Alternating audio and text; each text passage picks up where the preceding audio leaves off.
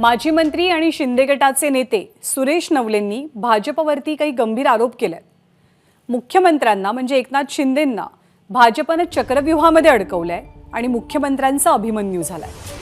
भाजपच्या भट्टीत शिवसैनिकांचे बळी जातात असं म्हणत सुरेश नवलेंनी मुख्यमंत्र्यांनाच एक प्रकारे घरचा अहेर दिलाय।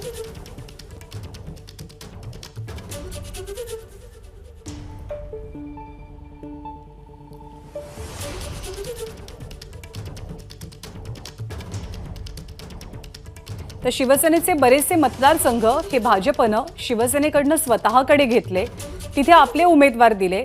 महायुतीमध्ये मित्रपक्षांची काळजी घेण्याची जबाबदारी सुद्धा एक प्रकारे शिवसेनेच्याच डोक्यावरती टाकली गेली आणि मुख्यमंत्र्यांवरती भाजपचा दबाव असल्याचं सुरेश नवले म्हणतात।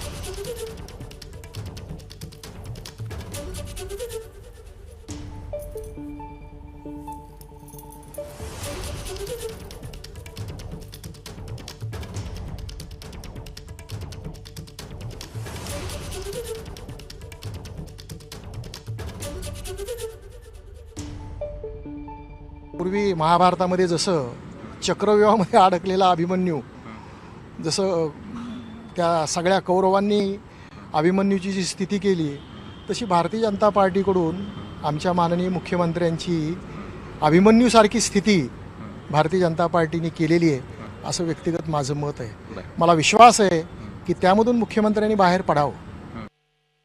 रामटेकचे कृपाल तुमाने असतील, त्यांचा बळी दिला। वाशिमच्या भावना गवळे असतील, त्यांचा बळी द्यायला लावला।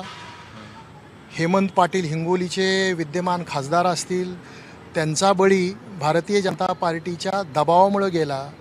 म्हणजे भारतीय जनता पार्टीच्या भट्टीमध्ये शिवसैनिकांचे बळी जात आहेत, हे चित्र महाराष्ट्रातल्या शिवसेनेसाठी शोभादायक नाही।